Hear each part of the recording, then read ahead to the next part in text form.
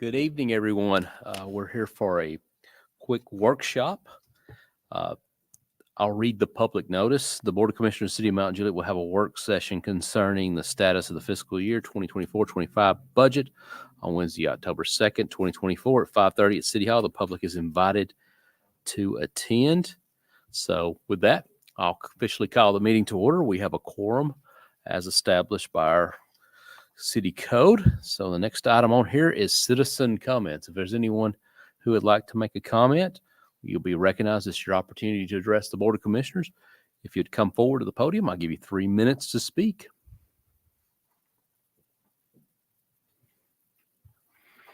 Name and address for the record, please. Vince King, 24 4th Avenue, Mount Juliet, Tennessee. I just had a question I wanted to ask that I've been kind of reviewing the budget and looking at some things. The one question I had was, is this current budget for this fiscal year, when that budget was passed, would it be considered what, I guess in financial world, considered a balanced budget, or was there additional funds had to be pulled from the general funds to cover the operating expenses for the current year? And one last thing, I know that there is a $56 million current debt load, I believe, debt service that will be paid in 15 years.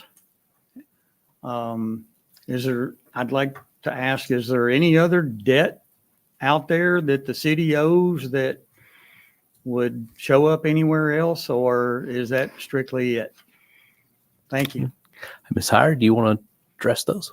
Yes, I'll take both of those. To answer the second one, the real short answer is no. There is no other debt out there. It is strictly the $56 million.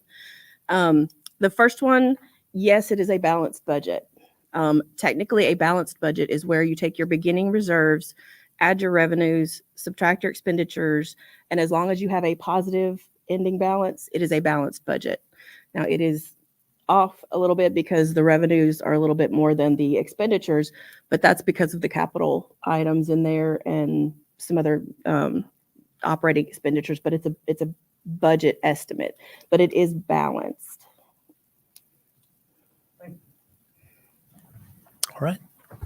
Anyone else like to address the Board of Commissioners? All right, seeing none, we'll close citizen comments. And with that, we'll start with our review of our first quarter budget. Ms. Hire? Okay. So the PowerPoint that I have for you, you have in front of you as well, in case you wanted to take notes.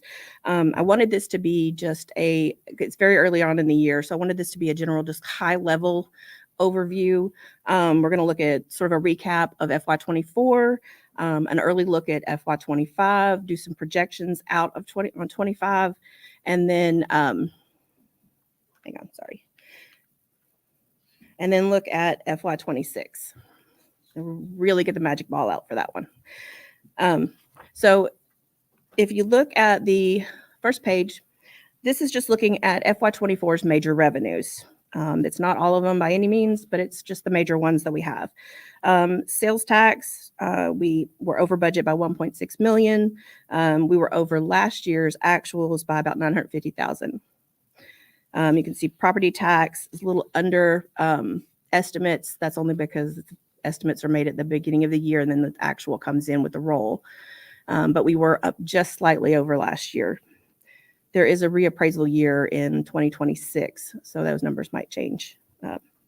We'll see. I believe we'll see quite a difference in 2026. Hotel motel tax down slightly.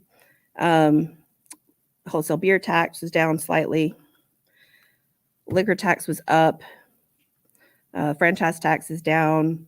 City court revenue was up over budget, but down over last year slightly, only by $31K. Building permits, which is a good sign, was up. It was up over last year by $153,000. Other building permits, which includes electrical, mechanical, plumbing, I lumped all of those together. They were down 95 over last year. Our state shared revenue was up. It was up 107 over budget and 159,000 over last year. And then our business tax was up 216 over last year. Last year, I believe, was the first time it hit 2 million. So I was happy to see that it hit it again. They did some changes to the law, so that was nice. As Typically, isn't that a net neutral? it is a net neutral, but it also brings in other. Got it. So you're referring to the other, not Yes. property tax per Right. se, because that is a net neutral. Right. It's strictly growth. Yep. Yeah. Okay. So if you look at the major revenues, we're up 2.51% over last year. And then total overall revenues, we're up 15% over last year.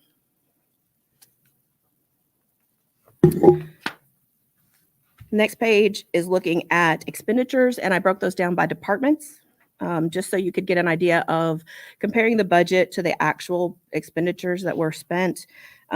General government includes city manager, finance department, IT department. Development services is building, planning, and economic development. So you can see the third column, those are the amounts that we actually spent. So overall in our budget versus actual, budget was 81.5 million. We actually spent 68.3, so we spent 83.8% of the budget.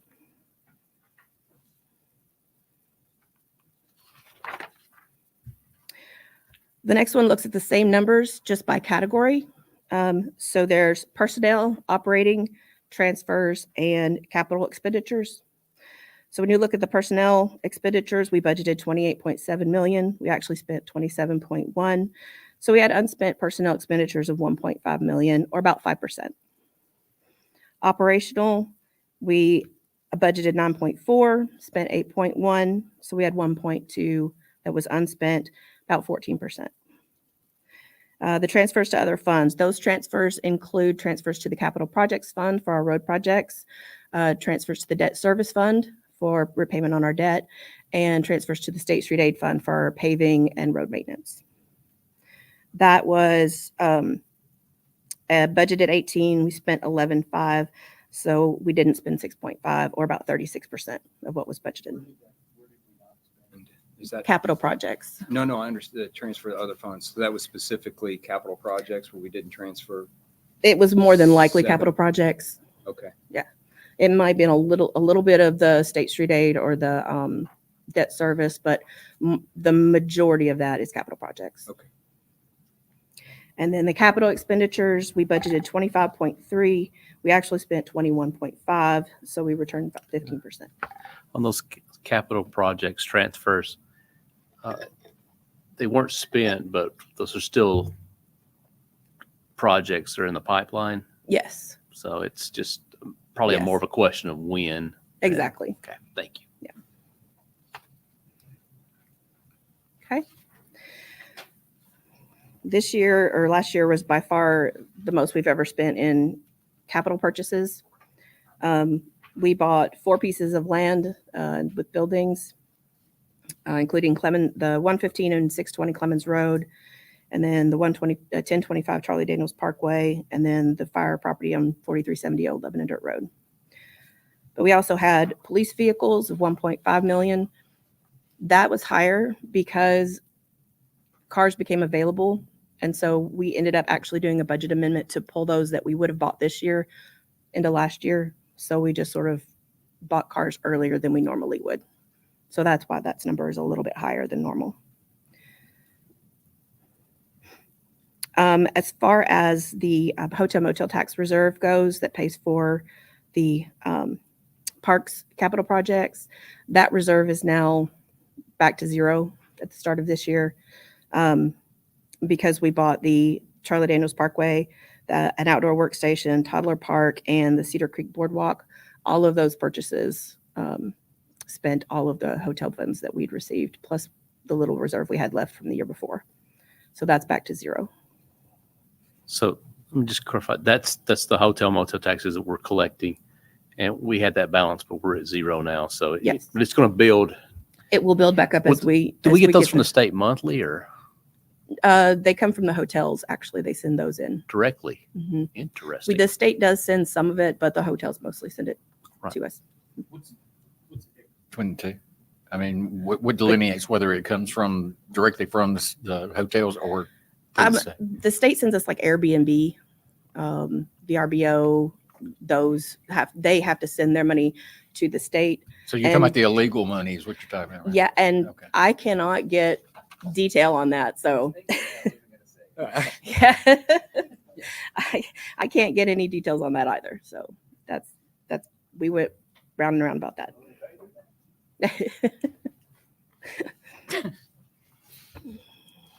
Okay, so the next page is just the summary of kind of where we ended the year at. So we started with 65.92 million, but revenues 45.101. Sorry, expenditures 68.37, leaving us with an ending fund balance of 42.56. And again, these are unaudited numbers, but they shouldn't change drastically, I would say. Now let's look at fiscal year 25. So we're going to look at the first quarter revenues, expenditures, the budget, and then some projections. First quarter revenues. These are the major revenues, and I compared them to first quarter of last year to get an idea of where we were. Sales tax, I am actually very pleased with how sales tax came in. It's up 5%. However, the last sales tax report we had was actually up 11%. And that is because we had a full month of Costco reporting. And so the first month on this report, I think was only up 1%. The second month was up 2%. And the third month was up 11. It's all equaled out to, we're up 5%. So I expect that to go up even more throughout the year. Good. Isn't there a little bit of a, I guess, because of the grand opening and a lot of the attention was drawn to it? Is that, wouldn't that factor into a higher than normal? I would think so. I mean, I know I'm I asking would, you to pull your crystal ball out, but you made the comment about you expecting to go higher. well, I would think so, but they actually were open almost like a half a month. So we did get half a month sales in, and they were much higher the second month. Okay. So they'd I mean, I already hope been you're open. right. Yeah, I'm fingers crossed. But it's looking good. But there was They- a lot of fanfare around that Right. opening in the first couple of months, and now the newness is wearing off, and people bought their 20 boxes of cereal, which they probably won't need to buy cereal for another year or so. So, but anyways, well, I hope you're right, but I'm more curious to look at it with a full 6 months. Right. Because I one agree. month doesn't establish a trend, in my No. opinion. 6 months, probably more likely to establish a good trend. But anyways, like I said, I hope you're right. Yeah, I'd say I thought the first month there being a 2-week month, and I guess that's going to be collected in June, that half month. Then we're Yes. going to see that on August. Yes. Okay. Yep. But So I we was saw that hope- in August. I was hoping that those 2 weeks, like Commissioner was saying, when people be so excited, that would equal a full month's worth of spend for everything else. But I do have some concerns too about it. Is we want to make sure we're attracting people from outside the city and not just moving other sales around in here. I've talked to several people who've actually kind of been over there and walking around, and they've said that they see people lined up for memberships still. That's good. So Good. That's a good. Maybe that's they're a still good finding it. indicator.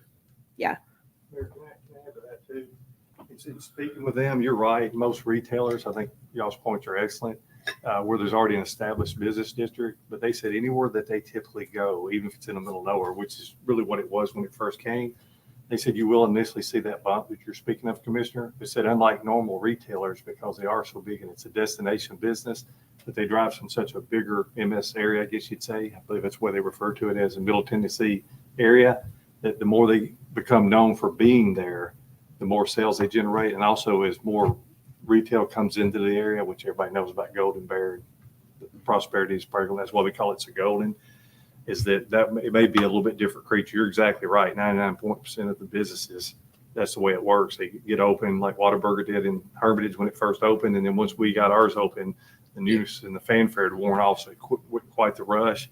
That is an excellent point. But we're hoping it's like what they say, is that when they come, the other businesses follow. And then while they're there patronizing these other businesses, they also say, hey, let's go to Costco while we're here. Do we don't get reports from that report a sale of who's in the county, out of the county, Mount Juliet? I any of just get those? Mount Juliet. So they don't have, Costco doesn't provide any kind of breakdown of the demographics of the people that are coming there. Not to us, no. It's just a total sales tax collected at that location. Yes. But y'all maybe notice this too. Early on, you're right about moving the locals being excited because most of the tags are Wilson County. So we've been sort of weekly going through the parking lot. They say one way to tell how your sales are generated is to start watching car tags. And at first it was all Wilson, and that makes a good point what the mayor was saying about trying to get the word outside of Wilson. I think there was still a lot of people in Davidson County and counties that surround Wilson that wasn't aware that it was open. And we're starting to see more and more now tags from the outer parts of Sumner County, of course, Wilson County, Rutherford County, even as far away as East Tennessee. That's not a good use for our LPR system, is it? Actually, I was sitting there thinking about the stalking aspect of that. Yeah, it just, I'm sure that's not an approved use case. Yeah.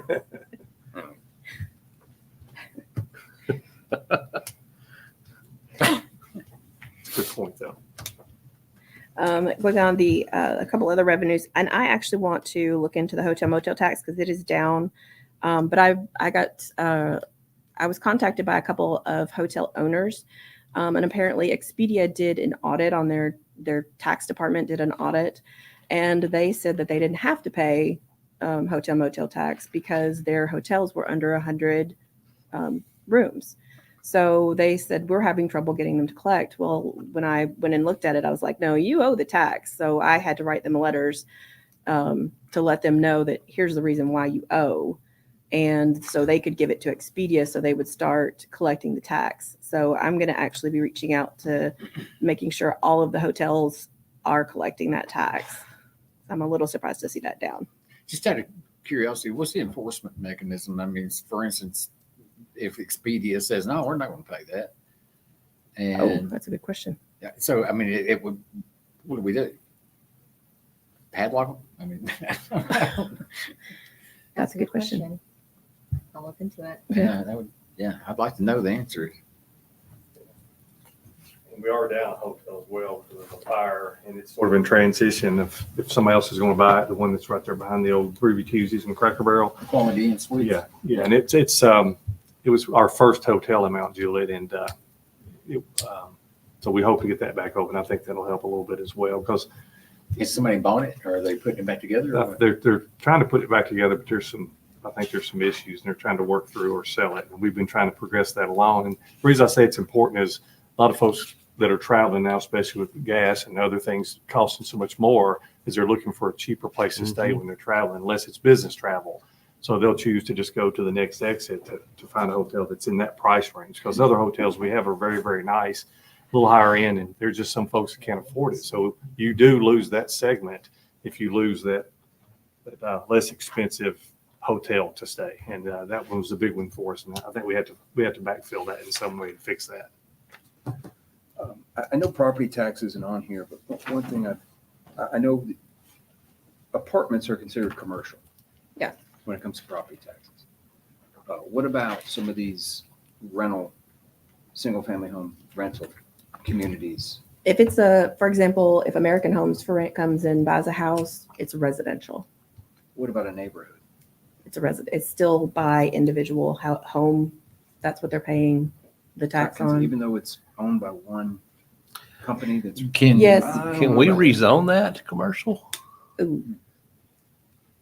I don't know A how good that legal would work. question. Because it,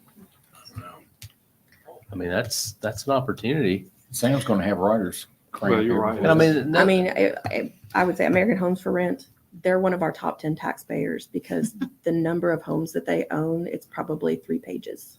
yeah, well, that's- if we can double their tax, I mean, because commercial rate's what, 40 cents? Yeah. 40%, 40%, sorry. Yeah. And what's residential? 25. So it's, 16. Yeah, I don't know if it's based on the structure itself rather than how it's owned. Yeah, but the other question along those lines I had is we have, and I know I can think of one right now where we approved townhomes with them all as for sale units, Mhm. but now they're being marketed as basically pseudo apartments. And if they'd come in and asked for an apartment complex, it would have been a 40% tax assessment right off the bat because it would have been under a commercial zoning. Give it So section. Mhm. So, I mean, they're just basically making a pseudo apartment complex, and they're getting it in as basically half the tax rate as what anybody else operating an apartment complex would do. Does Willow Creek, Forest View, some of those, do they pay to 40%? Are I they don't assessed? know. I would have to look. I don't know. I'd have to They're look in the they're records. apartment Well, complexes. Oh, then yes. Sorry. Okay, so Because it's a single owner. Yeah, I which is agree. what we're talking about too with over here in Park Glen where they came in with all those America's Home for Rent. Right. Those are all single owners. Now they split the homes up, Yeah. but They may have individually titled them all. But it's still all rental. it's 100%. Yeah, their model is rental for 15 I think years. it's worth and they'll looking sell. into. Huh? I don't think it's worth looking into. We can rezone it back to commercial. I mean, it's a little money for us in the terms of our property tax rate, but for the county and the school system, it's a big difference. Mhm. They're about 10 times or more than, 20 times more than we are in property tax Yeah. rates. Well, I would also kind of throw something at them that they would probably, there'd be less inclined to come in and try that crap again like they did with one of Park Glen. Maybe. I just want to affect their model.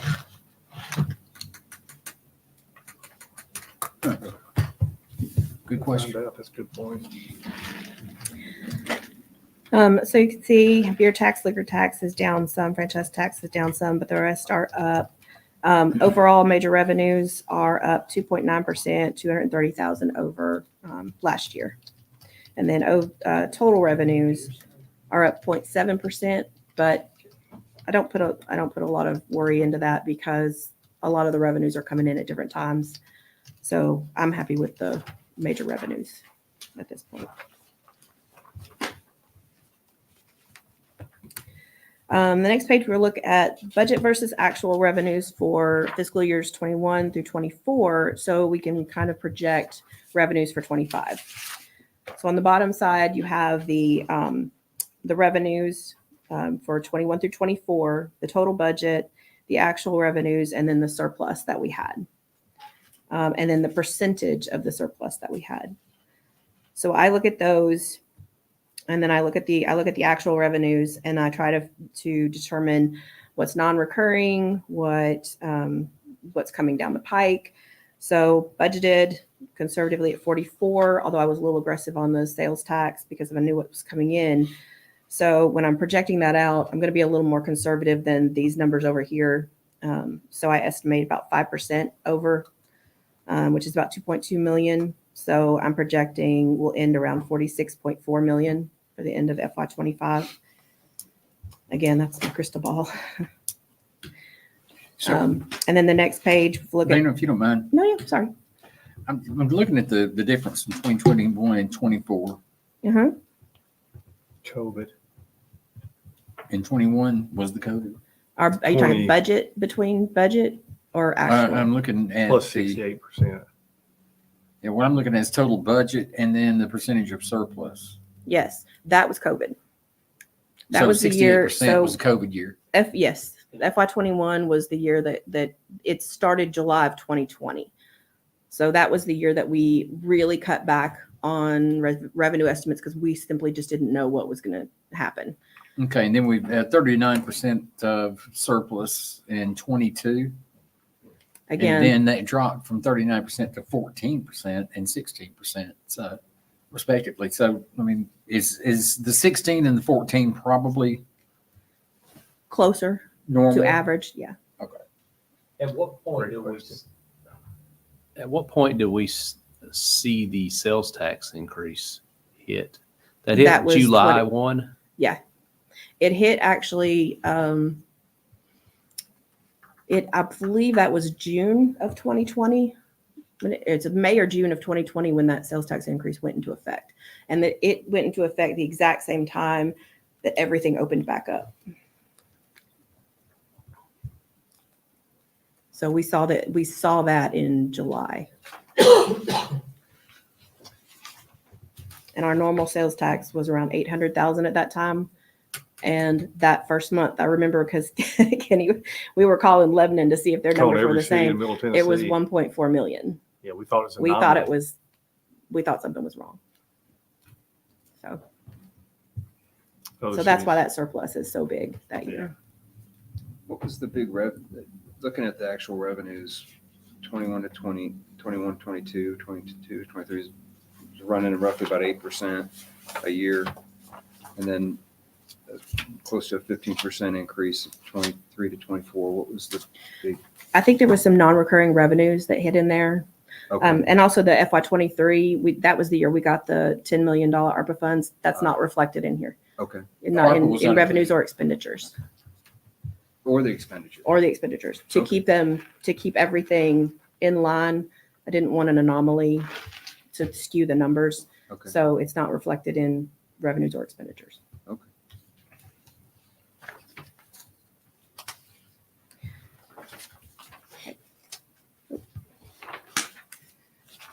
Okay. Now projecting out the expenditures. So I took the total budget for personnel, operational, transfers, and capital. And then I looked at the first quarter actual expenditures. So we budgeted for personnel 31.8 million.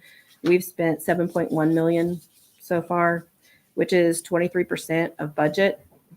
If everything is equal, which payroll tends to be, I would expect about 25%. So there's a 2% savings or we're under budget by about 2%. And that projects out to 769,000 so far. That number will fluctuate, it changes, but that's how much we've saved in personnel costs. Operational, 9.6 million budget. We spent 1.9 so far, which is 20%. Those don't always follow nice, even numbers, but should be somewhat close. So 5% savings on that was 482,000. I do not project out savings in transfers or capital expenditures because those are all over the place. They don't follow lines at all. I will say the first quarter, the 4.8 million in the capital expenditures in the first quarter, the 4 million of that was for the land that we just purchased. So 817,000 was normal capital expenditures. So that did skew the numbers some. Mhm. Okay. Yeah. So overall savings so far about 1.2 million.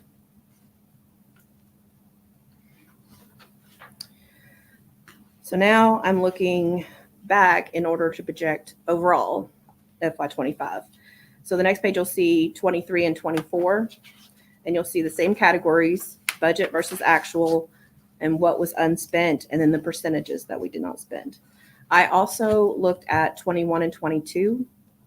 I didn't put them on here, but I did look at them as well to compare. Personnel, 5% tends to be what I see as far as 21, 22, and 24. The 15% in 23 is more of an anomaly because that's when we brought on the EMS and we budgeted them for the year, but we did not hire any until spring. So that's why that looks like there's a lot that was returned. As far as operational, 14, 15 tends to be about the norm. The transfers aren't really, they're difficult to predict simply because the capital projects, where they are and how much they need. And it's a little bit more difficult to predict those. And then the capital expenditures, 15, we spent or saved 15% last year, 27% the year before. In 22, it was 64%, and then 21 was 80%. And some of that fluctuates because let's say we want to buy a fire engine and we have to have a purchase order and the budget for that fire engine. That fire engine isn't going to be built until 2 years down the road, but that money is reserved. So budget wise, it looks like we have capital expenditures of like $2 million, but we're not paying that out that year. So at the end of the year, it looks like we didn't spend that money, but that's why it's sort of reserved for that and just rolls over to the next year. So to that point, I know it's not on here. I'd like to see it on the revenue slide, the interest income we're earning off of our cash sitting in the bank. Yeah. And CDs I can send that out to you. or the state municipal fund if we've got any money there. Mhm, 'Cause I we know do. We've been earning, what is it, 5 point, 5%? yeah, I think it's 5.2 the last time. We Yeah. have money there and then we have money in CDs, so I can get you that Okay. updated. Yeah, because that was a couple $1 million. Yeah. So, yeah, I'd like to see us track that. Mhm. And some of those CDs are out 5 years, 10 years. I keep I them know you close. laddered them, but Yeah, but they're not that far out. I know the state fund does this monthly, Yeah. but the CDs. you The ladder CDs them. are shorter term. They tend to be 6 months, 12 months, or 18 months. I think the longest one I did was 8 months. 18. Okay, 18 months. Mhm. Okay. And those 18-month ones are going to mature on the 19th of October. So I'm about to roll some funds too. Okay. So I'm But looking at rates now. it would be good to track the income off of Mhm. that because it is generating. I mean, if it's Yeah. a couple $100,000, I'd say don't Not worry worth about it, it. But right. it's a couple million. Yeah, you're right. I do need to add that to the majors. But I'll send that out to everybody so you know. So again, using my crystal ball and my percentages, I took the total budget and then guesstimated about based on the percentages and what I know transfer wise, what I need, what I anticipate needing, and kind of estimated what we would not spend, projected that out, and then what the actual spend would be. So total personnel expenditures, I figure we're not going to spend about 1.6, so they're going to end around 30.1. Operating, we probably won't spend 1.1, so they'll end at 8.4. I'm a little, because we cut so much out of the budget, I'm not sure that 12% is going to be a good number. I'm not confident in it, but I think if I get a little more time. Are we still planning to do a December review, which Yes. is halfway through the year? Yeah, I would like to do a January review because Okay, then I'll that's have a full 6 months Yeah. in Okay. and a little time because some of the numbers I had to pull a little bit early. So I would like just a little bit more time. So maybe like into the second week of January. Would it make sense too to wait till we have the December sales tax numbers? That would be, We won't have Yeah, those February. until February. Okay. So we could do another one in Yeah, and this would, I guess we'd just do I would this do is like a pre-budget. quarter one, maybe. quarter two, quarter three, and then I think everybody should be on the same page at that point as to what we're looking for. Yeah. And if there's anything that in here, like the interest, if there's anything else that you want pointed out or want me to research, just let me know. I'll add it in. So I figure we'll end FY25 around 67.7 million in expenditures. So looking at our original and then our projected with the beginning fund balance at 42.56, revenues of 46.4, expenditures 67.78. We're looking closer to ending around 21.1 instead of 11.63.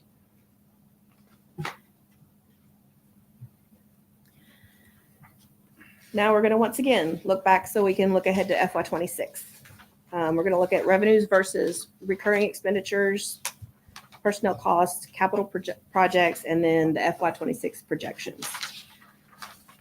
So the revenues versus recurring expenditures. I took fiscal years 21 through 25. And in the orange is FY21. The top line is the expenditures. The second line is the revenues. And you can Is that see recurring? these are Yeah, recurring. okay. Mhm. These are personnel, operating, and transfers to State Street Aid and debt service. That's what those are. And you can see the gap in between there. And that gap is what we pay for capital expenditures, capital projects, and then anything else goes into reserves. FY22 or 22, you can see the recurring were 22 million, but our revenues were 37. So there's still a good gap there. FY23, the gap starts to close some. We got recurring of 27, revenues of 39. FY24, the gap is getting closer. Revenue or expenditures are 37, revenues are 45. And then FY25 projected, the gap is even closer. Expenditures are 43, revenues are 46.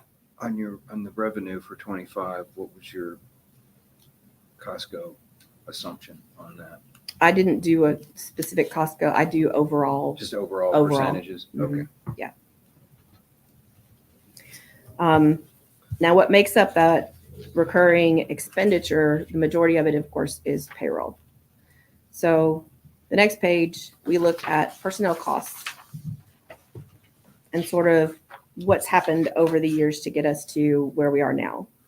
So the top part is the number of employees that we had, starting with FY20 down to FY25. Now, the FY20 through FY24 is where we ended the year with the number of employees. So you can see in 21, we went from 180 to 203. So we added 23 positions, and we had a 2% COLA. That was actually done in September because of COVID, retroed back to July. In 22, we added another 24 employees, and we did a citywide pay scale increase to get everybody's pay rates up to market so we could be competitive with other cities. In 23, we added 53 employees and did an 8% COLA. And then 24, we added another 26 employees and did a 6.75% COLA. Then with 306 employees, active employees. And right now we're at 305. So we've added 126 employees in 5 years. How many of those were fire and EMS? The time we did the 53, that was the year we hired the fire and EMS. That was part of that 53. But we don't know the numbers. I- 53 people, don't you? I didn't pull the numbers. I have that in In a, 2020, there were 22 in the department, and we currently have 79. 79. Is that all fire staff? That's all people. That's everybody we have, including admin. so you can see in FY21, our payroll was 10.9. And then it went up to 15.8. Then it went up to 20.1, 27.1, 31.8. And next year's projections are 32.5. It doesn't go up as much next year because what we're seeing is when we did the pay study and we did the pay plan, we pulled people at their rates that they were at beforehand and pulled them into the pay scale. So it didn't shock the system to do a total pay rate, right off the bat. It let them move up accordingly. So that's why you're seeing the increases because they're moving through the pay scale. Now we're seeing people topped out. So that's why that's slowed down. So we had 140 employees that topped out last year, and I think 120 are topping out this year. So that's why the payroll is sort of leveling off. So theoretically, if they're topping out, we keep the same head count, we would only see increases equivalent to insurance, I guess, variances COLAs. and COLAs. Mainly it's the COLA and then the trickle from the COLA.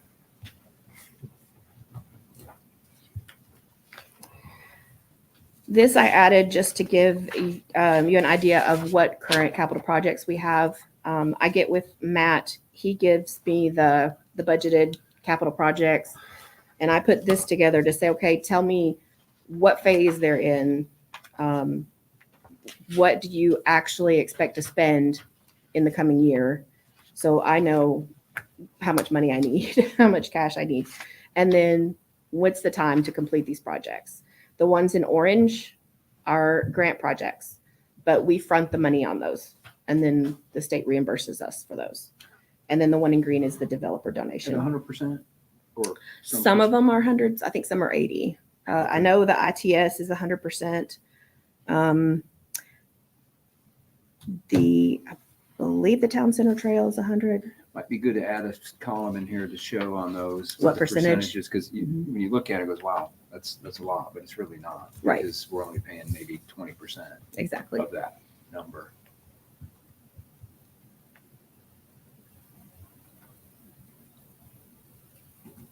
Yeah, like the high mast lighting at Beckwith, I believe that's 80-20. I believe we did 20% on that. I thought the ITS was 100%. It is.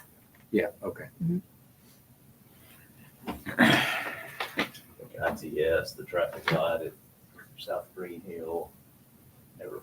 We got a few 100%, Yeah. which is a percentage I like.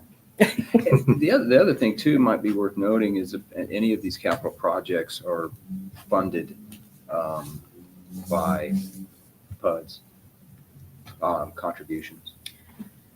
I did get with Matt because of the road improvements that we had that we've collected. And I asked him, which projects can we use that money for? And so I have a list now of, okay. But you see what let's I'm, look you know forward. what I'm Yeah. getting at? I was like, Mhm. what's actually what's being spent on these capital projects? It's taxpayer money versus source from non-taxpayer Yeah, I would probably have to get with Matt to see grants. what that is. PUDs. hmm It'd be good to see the whole picture, not just, wow, that's a lot. Wow, let's spending $32 million in capital projects when we're really not. Right. Are those being accounted for in revenue under what, permits and fees maybe? Yes, it's actually called road improvements. So we account for those and then we do a reserve. At the end of the year, we move everything that's been collected into a reserve account. Okay. So it's kept separate. It's also kept separate in a separate checking account as well. Perfect. Everything's kept separate. Dana, Yes. and this may be what you're talking about too, Mayor.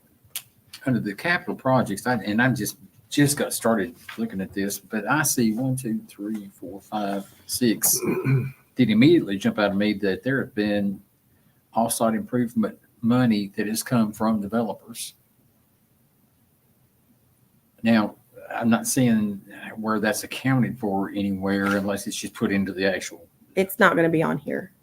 So it's not in there anywhere. That's what Scott was saying. That's what I He was wants to see that broken down. Well, This it is needs just to be. simply budget what we budgeted, because if we're spending money on it, we have to budget for it.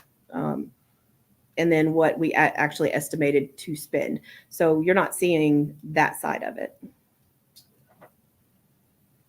I know it's probably an accounting question, but we also are getting developers a lot of times donations of right of ways and things like that, which is equates to us in values and parts of the taxpayers having to go out and spend it. It would be millions of dollars out of our budget if we were spending for these developer donations for us right away in a lot of these cases. Yeah, that's A not. lot gonna of, be- yeah, a lot of those are done long before we ever see the project go forward. You're right, Mayor. I think that Pleasant Grove Road in front of the Cadillac and the Dodge dealers, when that eventually gets widened, all that was donated. And also, I think the majority of Beckwith Road from the emergency center up to the four-way stop on the left, I believe the majority of that was donated as well for right of way for the future. Some I do have a southbound list, Inlet and other stuff as well. Well, I know we got a lot for the Golden Bear widening to down to Lebanon Road. We got a lot of money from Stone Hollow. We've got some money from Thomason Point, I think, for that. There's like a ton of money has actually gone into that. And of course, a ton has also been put in for that intersection down there that TDOT refuses to acknowledge. But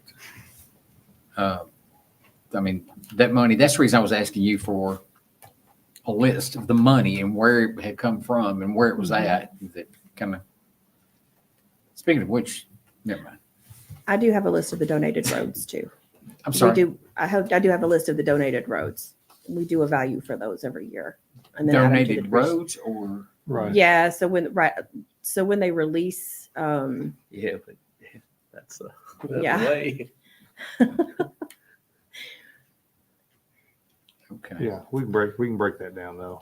in But more you're having to detail. keep that list to depreciate the roads. right, exactly. That and sewer too.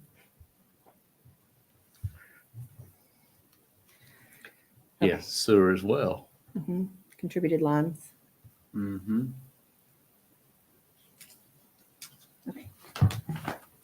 All right. Pump station. So looking at FY '26, what does it look like?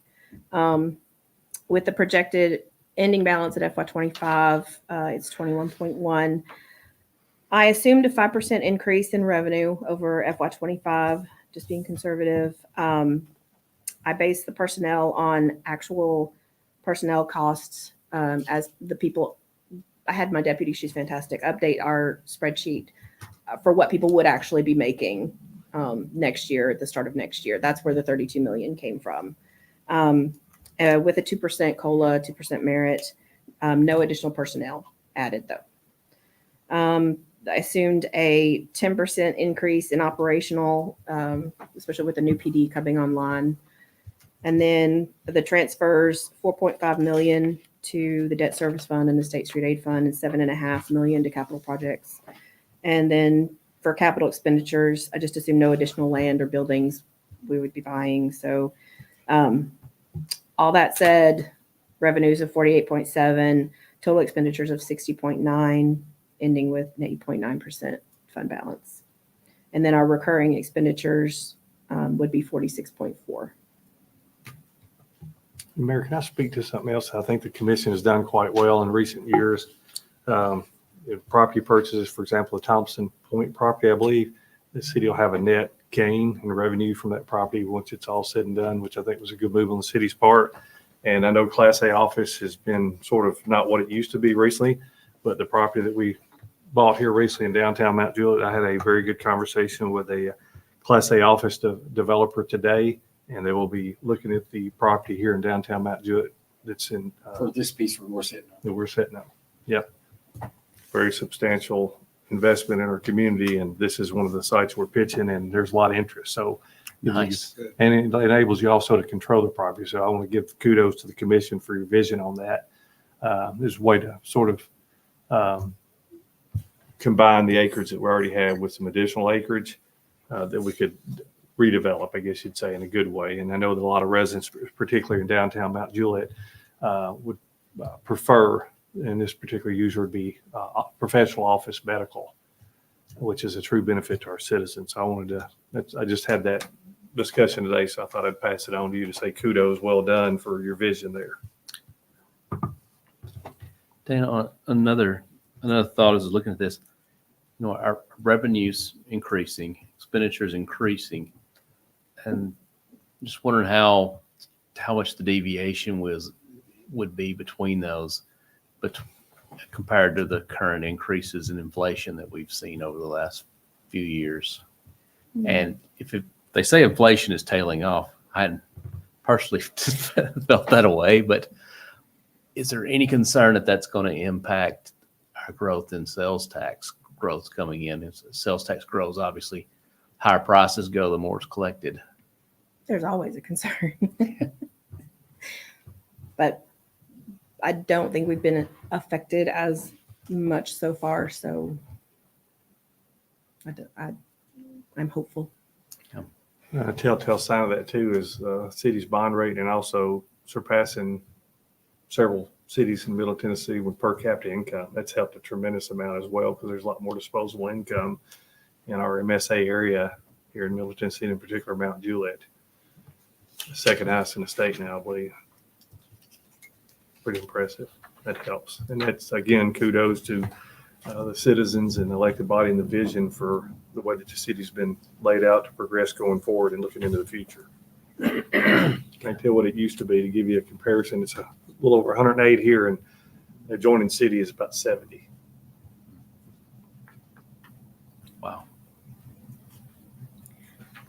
And the last thing that I had for you guys was actually a training opportunity that came across my desk from MTAS. And it just happened to be an elected official special topic, municipal revenue strategies, navigating funding sources in Tennessee. But it counts as 1.5 hours of utility board training, which all of you need. So Does our utility board, does that training start over if we're elected to a new term, or does any of that roll over? Is that a rolling total? I think it's like, if you're reelected, it just follows what you're past going forward. So I thought I was in good shape, but I guess it rolls off. I think you're in good shape. I'll have to look at the dates again. I think there's maybe FY25 to get the 12 hours, but I'll look. I've got a schedule on my computer. We were there. Was that all that we need for that? Just 12 hours. And that was what we had the other night? Is there No, that was planning.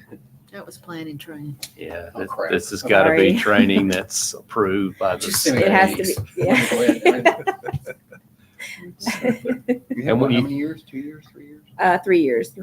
And when you 12 think hours you've every all 3 got years. it, it's another year. Uh, And when you think you've all got it and you're all caught up, it's another It's year. another and year. it just all rolled off. But I don't know, there's not page numbers on here, but we were looking at the revenues versus recurring expenditures fiscal year 21 through 25. Uh-huh. I was a little concerned with the revenue projections from 24 to 25 bumping up essentially about 1.4 million bump in that. And I really hope to see a bigger bump with some retailers coming online there. Yeah. The only thing is the 45 has some non-recurring revenue in it. Okay. That's why it And looks I'm higher assuming than- it's all 100% sales tax right here, right now. So I'll quit doing that. Stop it. Yeah.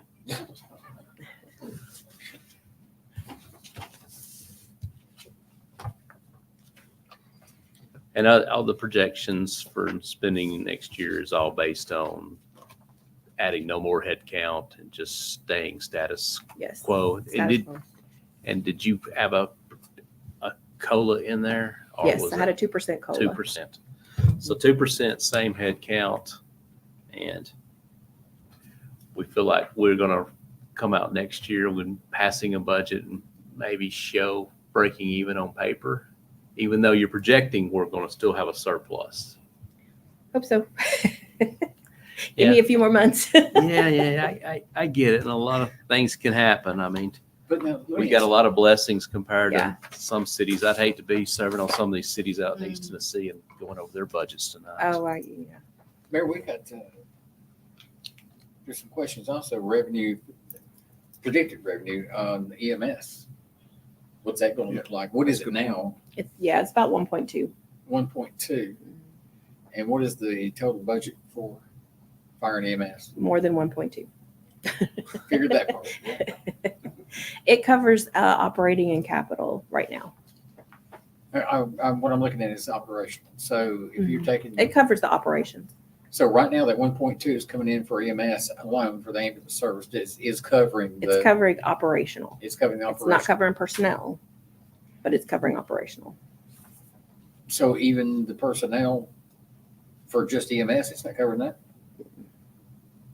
Is that increasing? How's that looking, that revenue source? Well, the stream? person, it's difficult to say because they cross-trained their fire and EMS. So we had them separated, but when they started cross-training them, we came into some issues with pay scale where you had two people that were both qualified to do the same thing, but the pay was different. So we ended up combining those pay scales and combining the fire and EMS into one unit. So there really isn't a distinction between EMS personnel and fire personnel. Does that make sense? Am I saying that right? From a payroll For payroll? standpoint? Yeah. So we became a government model where nobody knows what the crap we're talking about and where we're going. That's what it sounds like. Yeah. In other words, we have no answers. I mean, my understanding was the EMS was going to at least at a 50% payback would be it taking care of the EMS operational and personnel at some point. If you can Now, get I'm me not a saying we list should be of- there right now, but I mean, that's what we were told. I mean, if you can get me a list of people that are on EMS generally. unless they're- Specifically MS. Yeah. That's about 17, 18% of the total budget for Oh. fire? I don't know. Well, basically what you have assigned to ambulances every day is 6 out of 24 people that are assigned to ambulances every day. Is that on a 24-hour period, chief? Yeah, 48 hours. 48. So 6 out of the 24, so basically, So we could do an average to see. yeah, we can do an average to see, but I mean, it It's is a lot closer. definitely paying for all the operations costs of the ambulances, medical supplies, and all the capital equipment, which is very expensive to some of those degrees, and with us adding the other ambulance, that's what we had with that. It is more than paid for all of that, and it's paying for some of the personnel expenses. but I wouldn't say it's paying for all six of the personnel that are on those ambulances. So it is paying for some, just Yeah, not it is all. paying for some of the personnel. Okay. It is more than covering the operational cost. Okay. Do we expect that to increase? I mean, call volume historically goes up every single year, so yeah, with call volume going up and all that, it will increase. And our payer mix is very good here with having a high per capita income. Most of those people have commercial insurance, which means we receive more reimbursement than most other ambulance services do to have less commercial insurance. Well, going through that, we were looking at a 50% pay. And obviously 50% not paying. So where are we at, you know? We're probably up close to 60. Close to 60. So it's about 10% better than what is anticipated. Okay. Yeah, we're doing really well on the reimbursements, and we're trying right now to get some other stuff straightened out with. We're trying right now to get some other stuff straightened out with our times rolling into our reporting software, which causes us delays in getting billing. And any delays in getting billing will affect reimbursement, especially when it comes to Medicare. Do we know whether insurance claims are not, I guess when they're not paid? Do we have an idea, a non-reimbursed? Most all of it- Chief, I'm doing a terrible job. We need to get you behind a microphone or no one's going to. Denials, that's the term I'm looking for. Insurance denials. And I know we've got a company that's doing all our billing for Yeah, that. Do they report on denials? they report on what we don't recover as far as that goes. But like I said, Do we're they do about, report on what's not recovered? yeah, Is that a, yeah, we can get that to you. I mean, it's basically, that's the 60% threshold that we're in right now. But it doesn't matter what we bill, Medicare and Medicaid will only pay TennCare, will only pay this amount.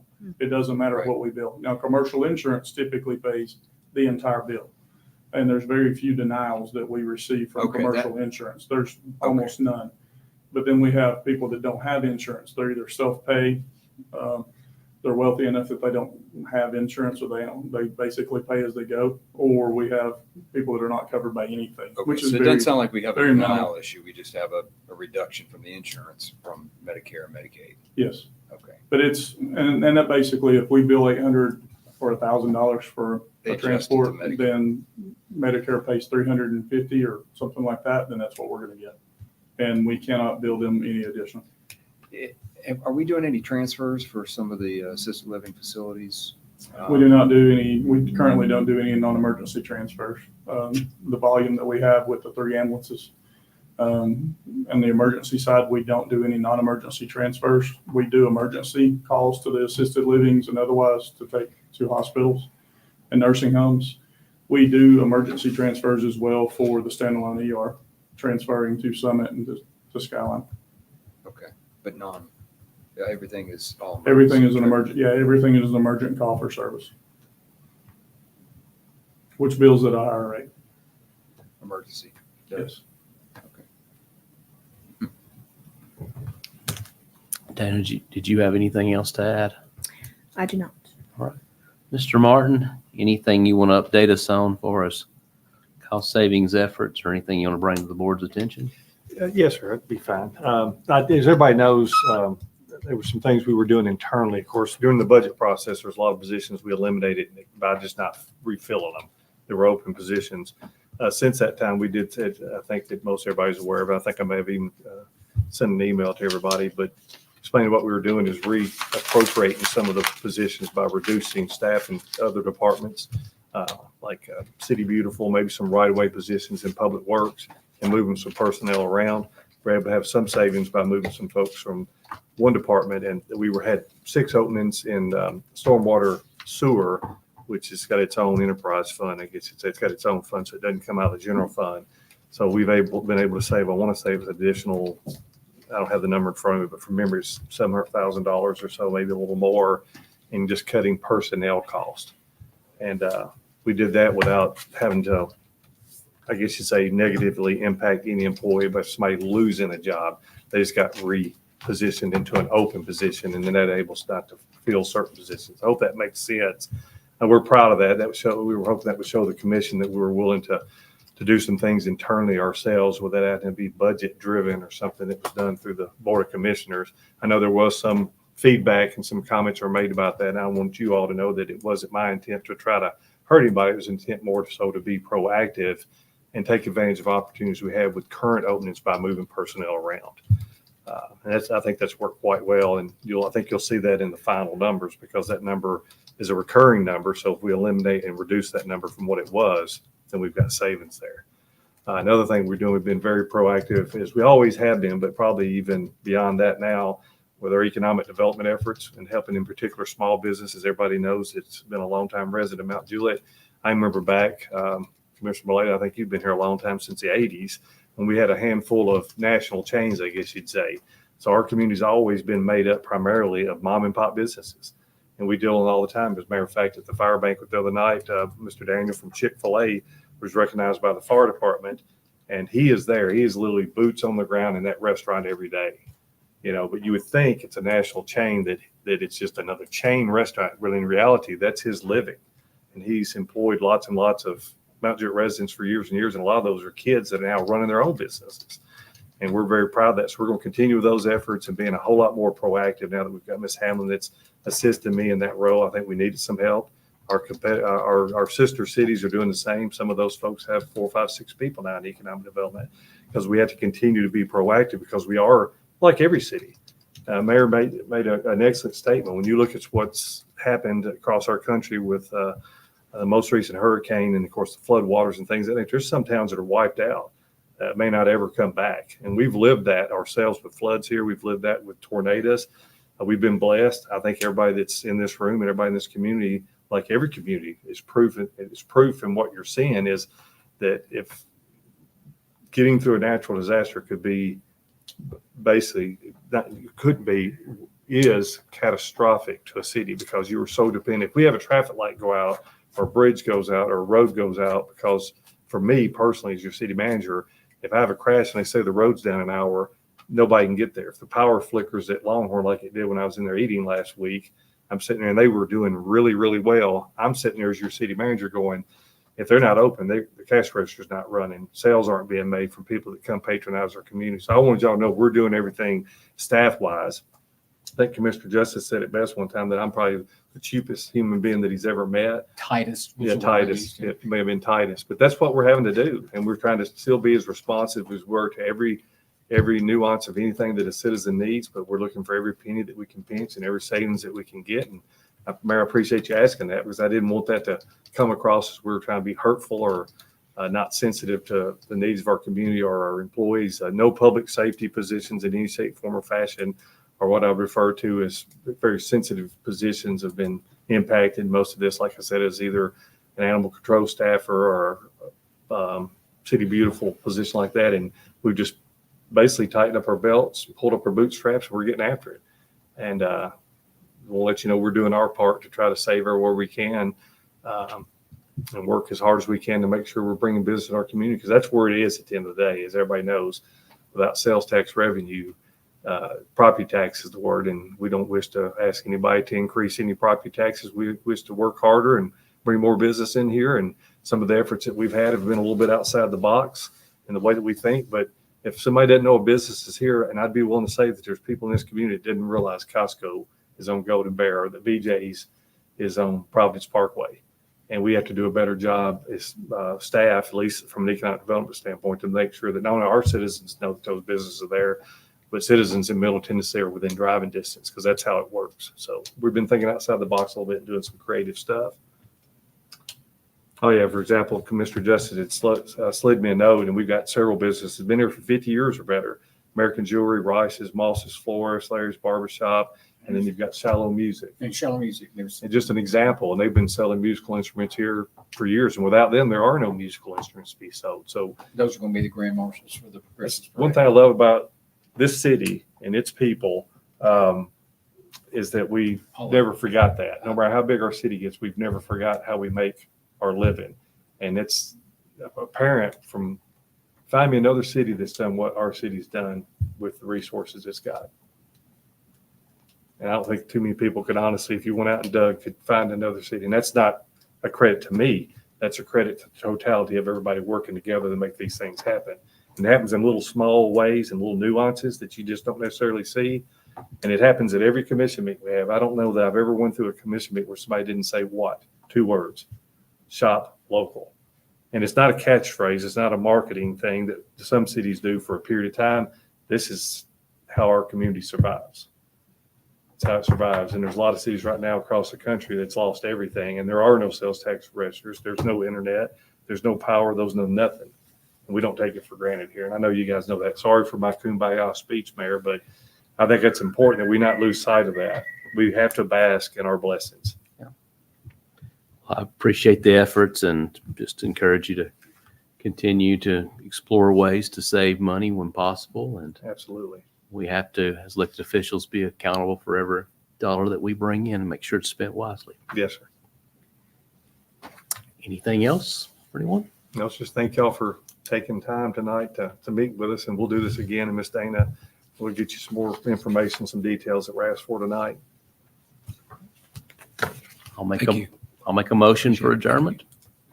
So Second, all in favor of adjournment, please signify by saying aye. Aye. Any opposed? We're adjourned. Expedia members get member